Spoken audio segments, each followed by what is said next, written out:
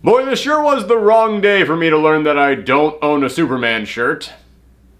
Seems like a major oversight on my part. Hello everyone, it's me, Aaron, and gee, I wonder what we're going to be talking about today.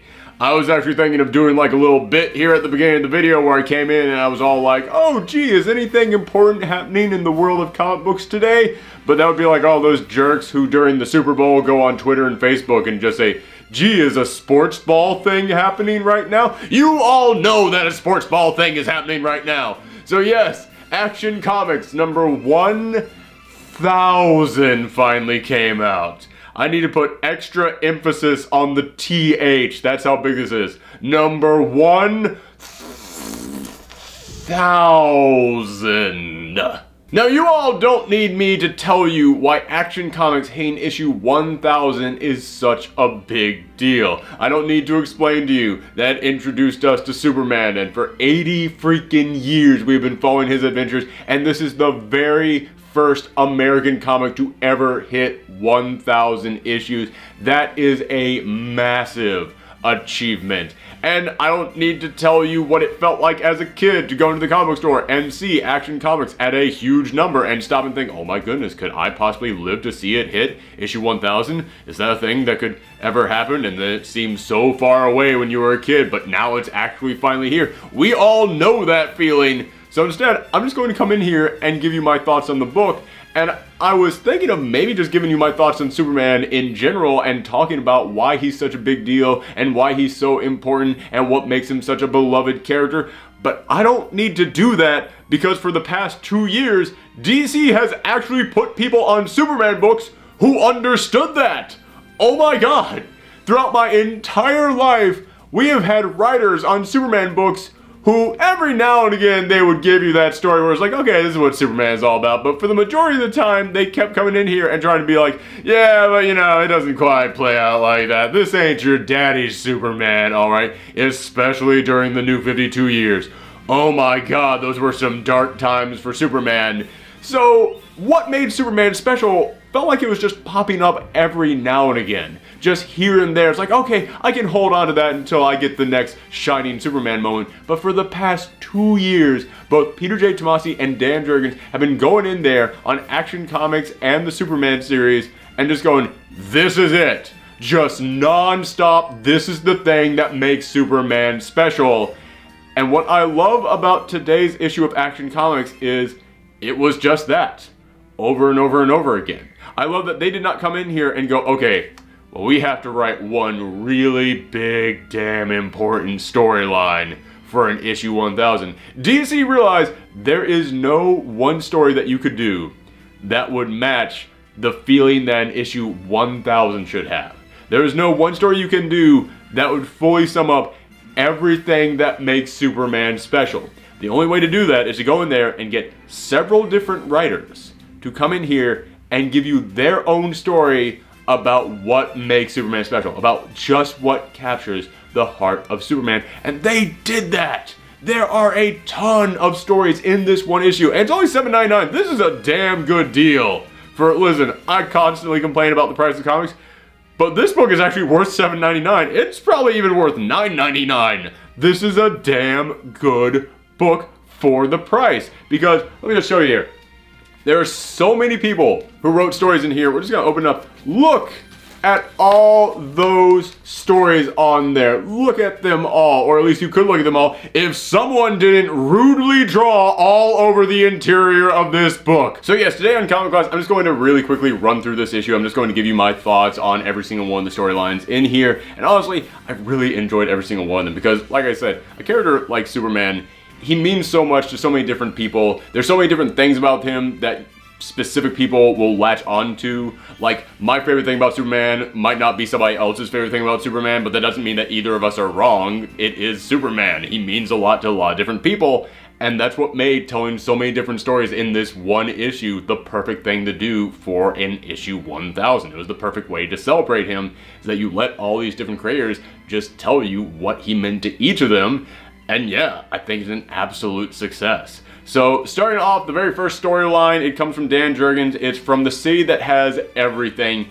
And basically, it's Metropolis celebrating Superman Day. It's the day when everybody comes together and just talks about what Superman means to them, kind of like this entire issue is. It's really the smart thing to start this issue off with that storyline. And it starts off with all these people talking about him, but Superman doesn't want to be there. Superman feels weird having people just congratulate him, which, you know, that's a very Superman way for him to feel. But also, he recently stopped this big giant invasion, and he keeps thinking, well, maybe there's more. There might still be more. Maybe I should be going out there into space to try and stop other people. And Lois is like, no, you're staying here. You're staying here with your son. You're going to hear these people talk about why you're special. And yeah, it kind of gives you in that one storyline what this entire issue does. It's many different people getting up there and saying what Superman means to them, including, and I really enjoy this one henchman criminal who's like, yeah, I had a bad rap. Kept falling into bad crowds. I kept having to get work from different supervillains because they're the only ones that would hire me. But Superman, he saw something in me. He kept telling me every single time that we met that, you know, I should be doing something better. And then finally he put in a good word for me and actually got me a job, a legit job when I got out of prison. So now I'm on the straight and narrow. I was like, yeah, that's great. That is a wonderful thing for Superman to do. One of the greatest things that Superman can do is not, you know, stop a satellite from falling or save the Earth from a meteor. It's just his words. It's just the things that he does with his heart. And that summed it up perfectly. But at the end of this storyline, it's revealed, yeah, those aliens that he was trying to stop, there were indeed more of them. But it was all the other superheroes keeping them at bay. This was their present to Superman, giving him a day off to just enjoy hearing other people say nice things about him. At the end of this, you see all the other superheroes there saying, hey man, you're our hero too. I was like, oh, that's really heart-touching. Although it is weird that Deathstroke is in that crowd. I don't know if I'm going to be able to find a picture of it, but in the way background of all those superheroes standing there, there's Deathstroke. And I was just like, one of these characters is not like the others. The next storyline they did was called Never Ending Battle, and it was by Peter J. Tomasi and Patrick Gleason, the two guys who have been the main heads of the Superman series over the past 2 years. And I have mentioned numerous times, I think that series has done the best job of capturing what Superman should be. So I was really looking forward to this one, and yeah, it did not disappoint. It really showed off how Patrick Gleason is able to capture Superman in so many different lights, because it is nothing but one-page panels over and over and over again as Superman is talking about how Vandal Savage trapped him in some kind of a time cage where it basically forced him to relive his history over and over again, including going back to the 30s. And every single page, it's just slowly moving through time, moving from the past to the present, just showing you all of his big battles, all the villains he's gone up against, and not even like the big main guys like Doomsday. In fact, Doomsday isn't even in there. I thought that was pretty bold of them to go, no, there's other more important stories than him fighting Doomsday. That was awesome of them to do. But it goes all the way back to the 30s and even comments on how back in the 30s his powers weren't what they were. He was kind of like a bull in a china shop, as he said. They did mention that he was a little bit more aggressive back then and that he couldn't do all the amazing things he could. He was just kind of a strong guy who jumped everywhere. So that was a nice little thing they put in there. But yeah, every single page, it's just, oh man, yeah, that's a part of Superman. That's a part of Superman. That's a part of Superman. So kind of like that first storyline where it's all these people talking about what Superman means to them, this was a storyline where every single page it was, here, let us show you what Superman means. Let us show you every single thing that Superman is capable of. And they even go into like the future. They show you like some Kingdom Come pages in there. And I thought that was great of them to do. In fact, there's also a panel in there from Dark Knight Returns of when Superman was all shriveled up and powerless and got struck by a big bolt of lightning. And yeah, man, Patrick Gleason was able to capture that perfectly. There are moments in which I was looking at these and I went, okay, I know it says it's Patrick Gleason, but there's other artists on this too. It's not just this one guy. But no, it was just that one guy. Patrick Gleason over the past couple of years has really proven to me why he is one of the biggest artists in the industry today. In fact, I would even buy a poster book. If you just turn every single one of these pages into a big poster book, I would probably buy that book. It would be a great thing for DC to sell. Just throwing that idea out there. The next storyline is called The Enemy Within, and it's by Marv Wolfman. And Marv Wolfman, hey, he is a big name at DC. He is legendary in the industry. So yeah, it was great to bring him on board. But in all honesty, this was kind of the weakest among them, but I still appreciate what they were going for. It has Superman, he's not even there in the storyline. He is talking off panel. He is saying that he is in Japan trying to stop a Brainiac robot, but he can hear back in Metropolis there's some principal with a gun who is holding students hostage, and Maggie Sawyer, the head of the police department, she's trying to talk him down, and it's basically Superman saying, I can hear that someone is trying to take over his brain. This is not the principal doing this. Someone is trying to take him over. It must be Brainiac. It's linked to the robot that I'm fighting over here, but don't worry, I know the people can fight against it. And basically the storyline is that the principal is fighting against this robot trying to take over his brain, and then Maggie's trying to talk him down, and then at the end all the students are saved. And I appreciate what they were going for with it, because it was like, yeah, mankind is stronger than any alien invader. Yeah, mankind, we're stubborn. We hold on to things. We are not going to be taken over. Good for this human being. But it's not like the human, like, shook it off and then was like, oh, I'm free. The human, like, just kind of fought it off until the kid could get away, and then he was shot with rubber bullets. And I was just kind of like, it would have been way more meaningful if, like, in the moment in this story where the principal saw his wife, he was able to fully shake it off and was like, oh, I'm free now, rather than he had to be taken down with rubber bullets. Yeah, it kind of softened the message there in this, but I appreciate what they were going for with it. Next up is a storyline called The Car by Geoff Johns and Richard Donner himself. Yeah, I was not expecting to see that. But it is a story going all the way back to the golden age of Superman, and it is a man whose car got wrecked because it ran into Superman, and Superman then left him hanging up on a flagpole, but he got down, took his car to a mechanic, and then as he is out there in the junkyard, by the way, there's some gorgeous framing in here, because as he is in the junkyard, he looks at a bird, then he looks up in the air and sees a plane, and then he turns around and he sees Superman. I was like, God, that is just so well done. You didn't have to say it, but you put in there something that you knew would get the emotional reaction from us. That was so well staged. Geoff Johns really does have a knack for knowing how to pace out his stories and knowing how to make them work with the artist to get the panels just right. And this storyline really does show that off. But this storyline has Superman basically saying, listen, I know your history. I know you've been in trouble ever since you were a kid, but I also know you had a bad rap. So here's your moment. Are you going to now be the guy that you need when you were a kid to set you on the right path? Or are you going to keep going the way that you're already headed? And then this thing ends with him going back to his old neighborhood and helping these kids who are really hot because, as he mentioned in his own past, the summers were incredibly hot in his old neighborhood and they never had a swimming pool. So he goes back there and kind of helps the kids out. Oh, you know, it's really short, but it is really touching. I am a little bit miffed though, because it's called The Car and it goes back to the Golden Age. I kept thinking, how are you not putting in here the panel of Superman picking up the car? Like, this is a story going back to the Golden Age of Superman, and it's got that same car from the cover of Action Comics #1 that we all saw Superman picking up and smashing. It's, you know, it's implied in this story that the car in this story got smashed because it ran into Superman. Kind of would have liked if this was, like, you know, maybe tied in to the cover of Action Comics #1, that famous cover that we all know so much. I don't know, maybe that's just me. It's still a really damn good story though, even if it doesn't have that little bit of fan service that would go full circle at Action Comics #1000. I think that would have been a smart thing to do, but, you know, even without that, it's still one of the better stories in this issue. Next was a story called 5th Season by Scott Snyder, which was all about Superman meeting Lex Luthor, who had stolen this ancient artifact that would allow him to go back in time and erase someone's entire lineage, basically erase them and their family from existence. And Superman's like, yeah, you're gonna use that to try and get rid of me. And then Lex is like, no, I just came back here to visit myself. And he goes back in time and he just basically watches himself as a kid. And he talks about what a rough upbringing he had and how he and a friend were going to try and create this device that would help them, like, look into space. And he goes, yeah, you know, funny thing about that, I forgot to do this thing to this chemical, and it should have blown up in my face. I was supposed to heat it up before I used it, a rare oversight on my part, and it should have killed me, but I guess luck was on my side that day.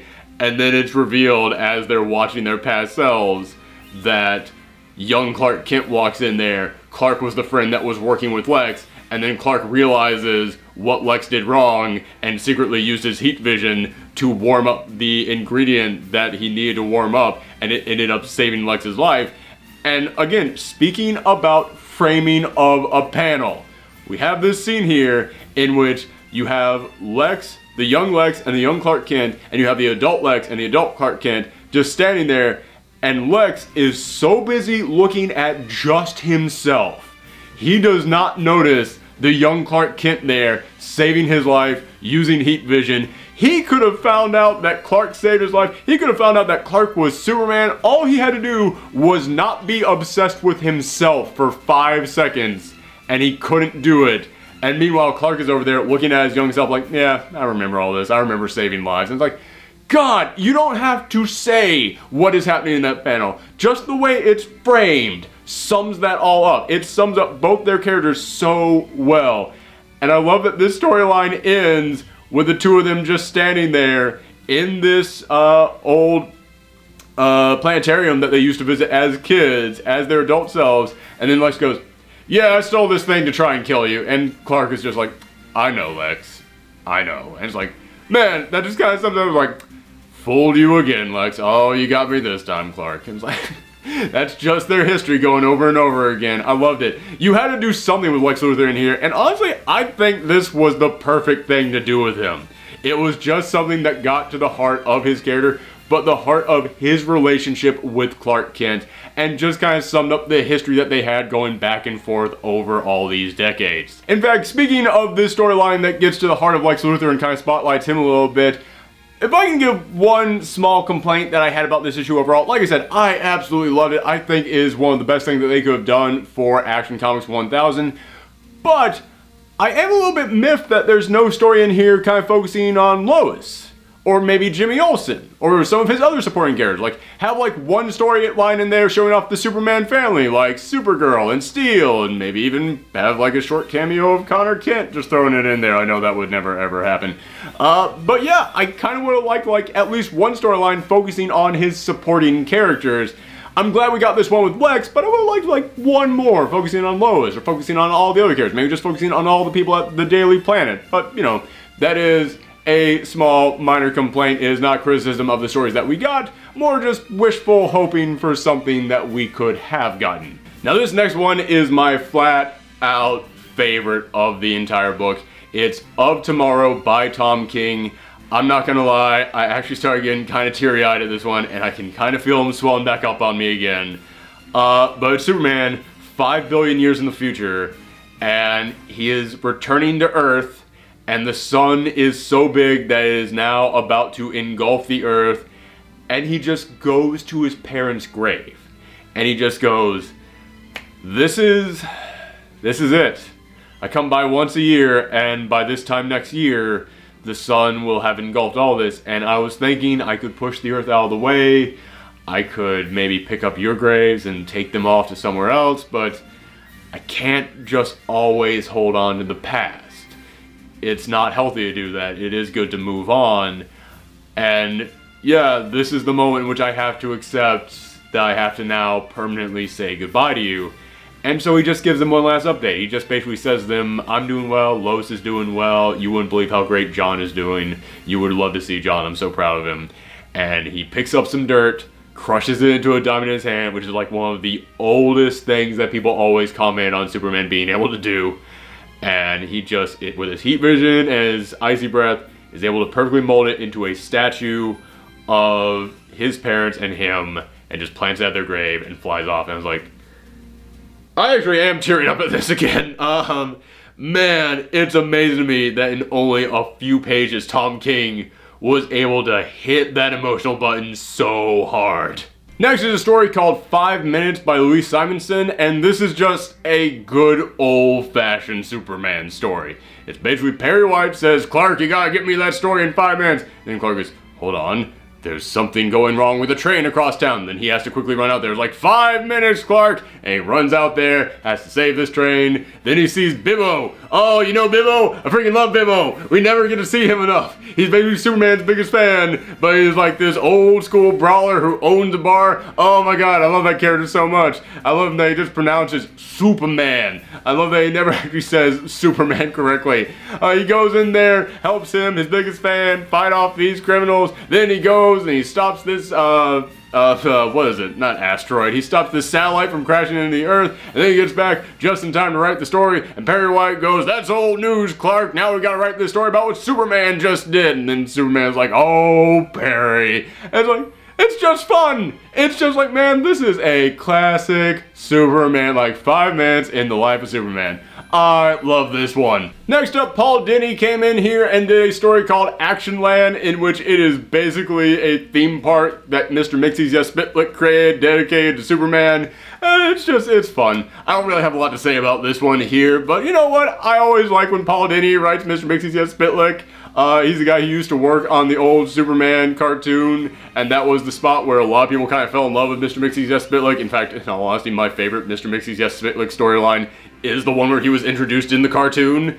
So yeah, it was just kind of a great thing for issue 1000 to bring Paul Dini back in here. And again, he just gave another spotlight to one of Superman's long-running villains, but not one of his big menacing villains, more just one of the fun ones. I think that was important to put in this issue as well. And the last storyline was called 5 Minutes by Brad Meltzer, and it's a storyline of this madman has got a gun pointing at this woman's head, and Superman is racing across town to try and reach her in time, and he's just saying, "I know my speed, I can't get there in time," which honestly, I absolutely love that they decided to do a storyline like this because, yes, one of the things that we always say about Superman, he is faster than a speeding bullet.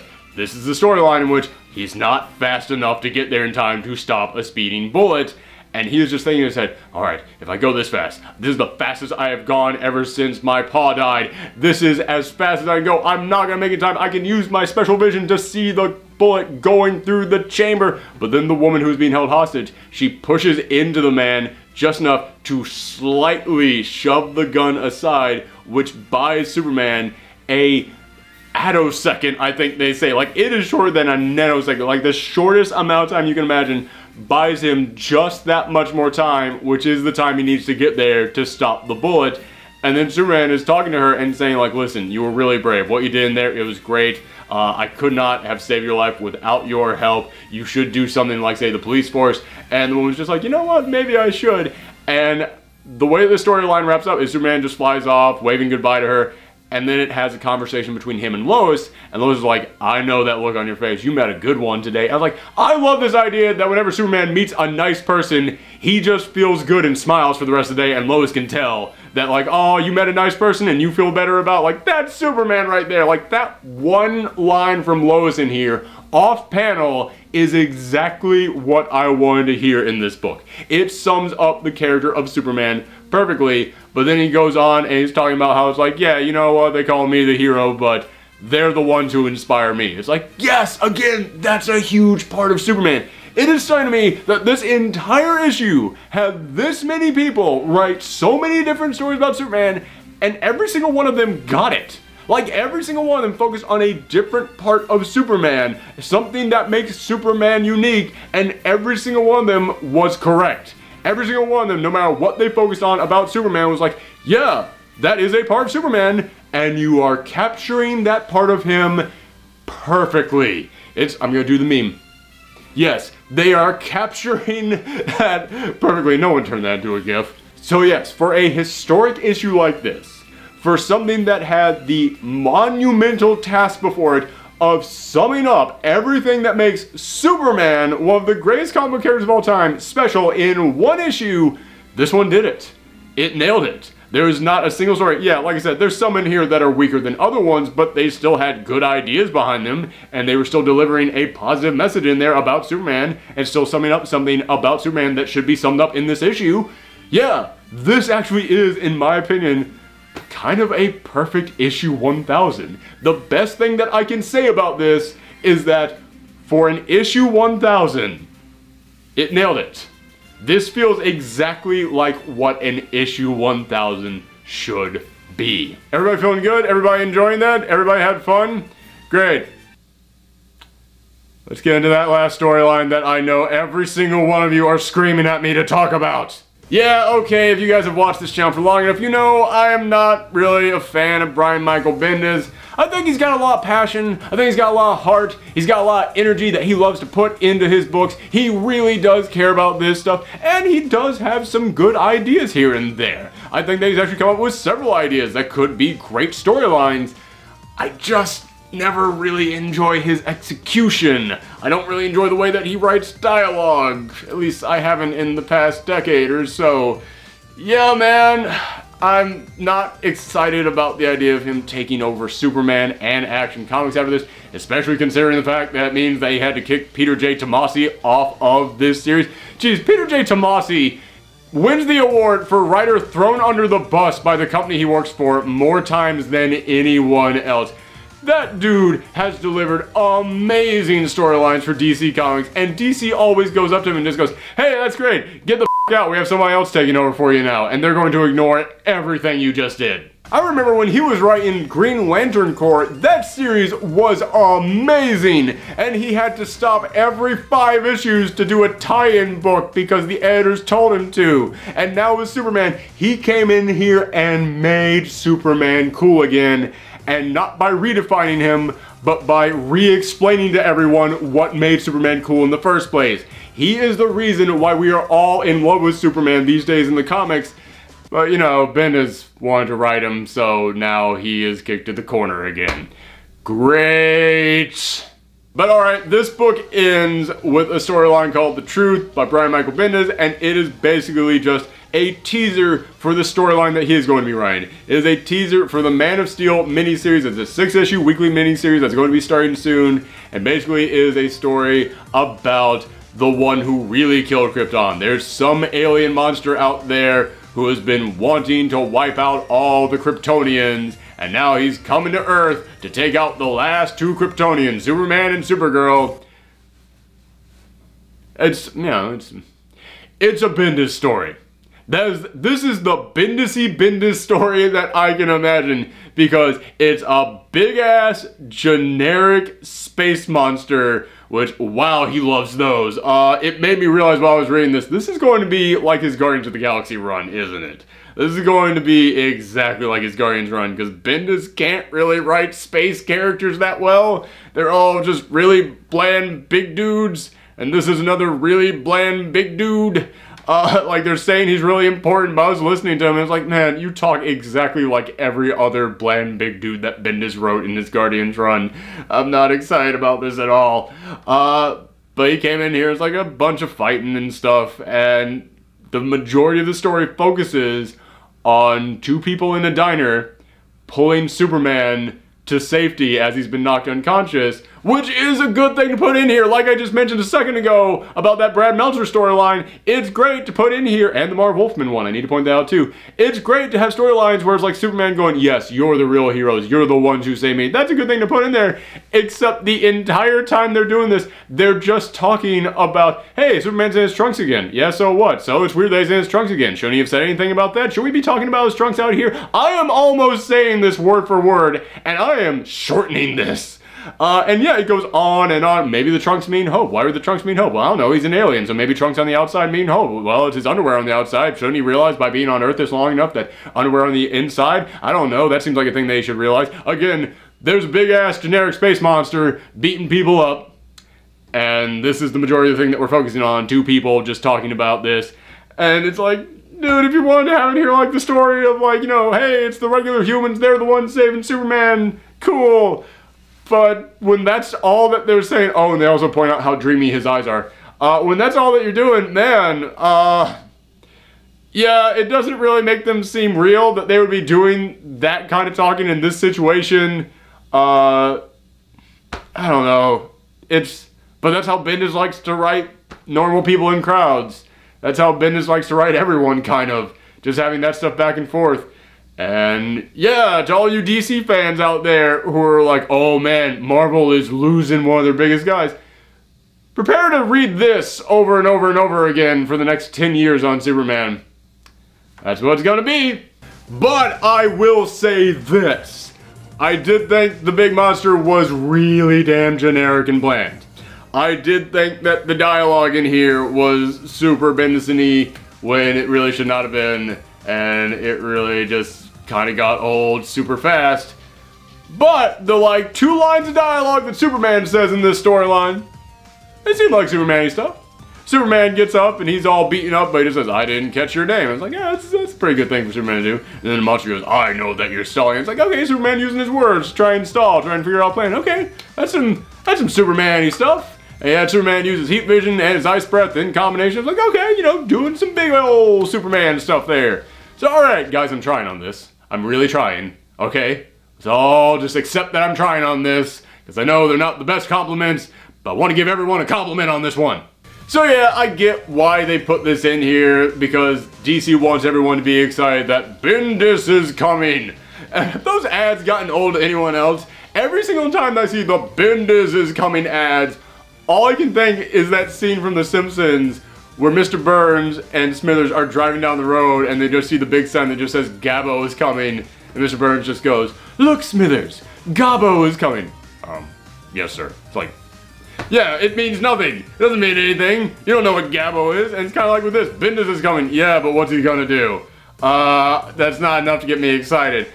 Also, speaking as a Marvel fan, it actually makes me less excited for the upcoming Superman storylines. But yes, I get why they did this. They want people to be excited that Bendis is coming. They want to be excited and have it lead in. And they also want something that all the new readers going in to pick up Action Comics 1000, because it's such a big deal and they're going to go through all this. They wanted to give them some kind of a cliffhanger to go, hey, do you want to keep reading Superman? Maybe continue this story with us, okay? That's how this business works. So like, I don't blame them for putting something like that in there. I just didn't really enjoy it, and it didn't really match the tone of the rest of the stories in here that were meant to be a celebration of the character. But here's the thing. This book is $7.99, which for a normal comic is kind of big, but this book is huge. This book is almost 4 times the size of a normal issue, and is only twice the price of a normal issue. And if you take that Bendis storyline out there, this is still easily a deal for $7.99, and it's still an amazing celebration of this character. So the way I look at this is like, pretend that's not part of this issue at all. You know how when an upcoming series is coming out, so they will put in there about 3-4 pages at the end of every comic the month before, giving you a little teaser of that series coming out? That's what this is. It's not something that's part of the actual issue itself, it's just the teaser of the thing coming up about Bendis' OC. I had to say that once for a customer who came into my store at our midnight release. He came in and he was looking at all the incentive covers behind our wall and he said, "Let me see that Jim Lee one," and then he saw that was Superman fighting this big generic space dude and went, "Oh, I'm not giving money to Bendis' OC," and that just made me laugh. I couldn't help it. So I had to throw that out there real quick. But yeah, so yeah, the Bendis thing, you know, it's a Bendis story. It is a super Bendis story. And it's fine, because to me, that's not part of this issue. This issue is all of these small storylines in here by various artists and various writers basically talking about what makes Superman special to them, and I think every single one of them nailed it. Even if the storyline wasn't that good, the message behind it was great. So, I fully applaud this issue, and DC, you did it. You put out there something that had the highest of expectations, and you kind of even surpassed it. So, way to go. And also, today is a very important day for Superman as well, because I'll just talk about this real quickly. Peter J. Tomasi, I've been talking about what a great writer he is on Superman, how he made Superman amazing all over again. Today is Superman issue 45 as well, and it is the final issue of his run on Superman, even though you can kind of tell from the recent issues he really wanted to keep writing Superman. So again, it's a shame that they kicked him off of there for Bendis, but this final issue, it is nothing but the Kents packing up their old farmhouse, the house that Jonathan Kent grew up on, the house where they had all these adventures over the past 2 years, and basically them just going around checking on everybody, them talking about the lessons they've learned, and it's basically just Clark Kent giving life lessons to his son, and I was like, this is it. This one issue is really summing up what I loved about the Peter J. Tomasi run on Superman, and the final page, Again, I'm starting to get tears again. This is a record breaker. This is the second time for an episode.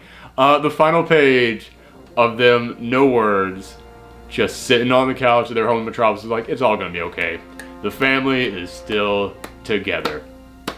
By the way, I should go ahead and say this. When I say the family is all together, I've had so many people on Twitter and Tumblr and in the comments down below and on Twitch even saying, oh, Bendis is going to kill Jonathan Kent. That is not going to happen. I will bet you money that will not happen. I will stop doing all these videos if that happens. Not because I want to stop doing these videos, but because I know it won't happen. It's not happening. Chill the fudge out. The family is intact. Bendis will probably have him and Lois go through a trial separation. I will say that. But they'll come back together in the end. It'll all work out in the end. So yes, those are my thoughts on Action Comics number 1000. Lots of heart, lots of tears, and lots of Superman action and adventure. It's everything that an Action Comics 1000 should have been. But let me know what you think in the comments down below. And if you want to pick up Volume 1 of the Peter J. Tomasi Superman run, like let's say you've been hearing me talk about how great it is, and you want to get to read it yourself, I will put a link to Amazon down below of where you can buy Volume 1 of that run. But if you already have it, or you don't want to buy it, but you still want to support this channel, you can also buy anything else through Amazon. As long as you start going through that link, we will get a small bit of the profits. It's a great way to treat yourself and help this channel at the same time. But thank you guys for tuning in. Again, let me know in the comments down below what you thought of Action Comics number 1000. And you can always follow me on Twitter, Twitch, and Tumblr at Professor Thorgy. Thanks for tuning in, everyone. Come back next time. Bye.